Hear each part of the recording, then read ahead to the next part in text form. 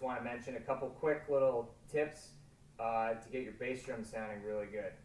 So the first thing I would recommend is making sure your bass drum is tuned properly.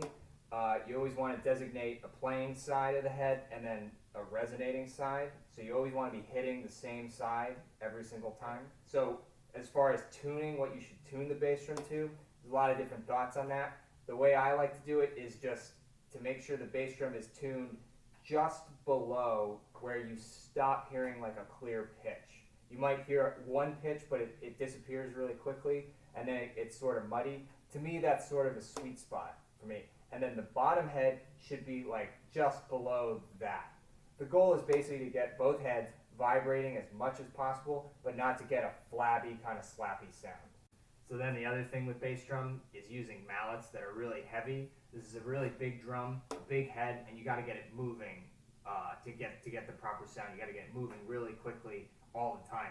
So a heavy mallet with a metal shaft and a big kind of core, a big head of the mallet. That's kind of what I prefer. Every time you strike the drum, it's going to give you a really deep tone.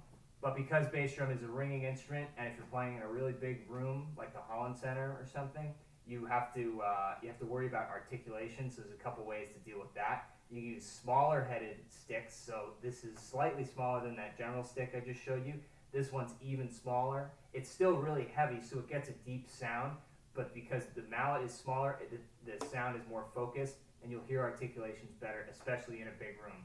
So another way to help with articulation is to get yourself set up properly.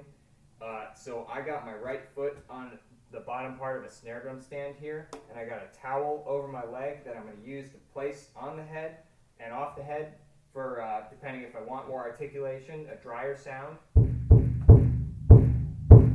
or if I want a big sound, I can just lift my leg off. That's the idea, and I can easily go back and forth. I'm also using my other hand. I'm kind of placing it on the drum for more articulation, closer to where I'm striking for even more, or maybe not as much if I don't want just the shortest sound possible. Also, beating spots for bass drum, I try and play just off the center of the head. That'll get you the deepest kind of sound, but it'll still be clear enough.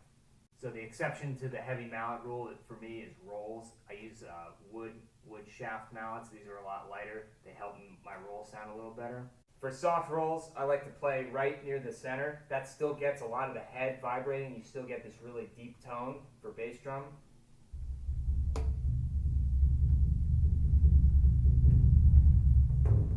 But then if you're loud enough, you can play all the way out here because you'll hit it hard enough, you'll get enough of the head moving.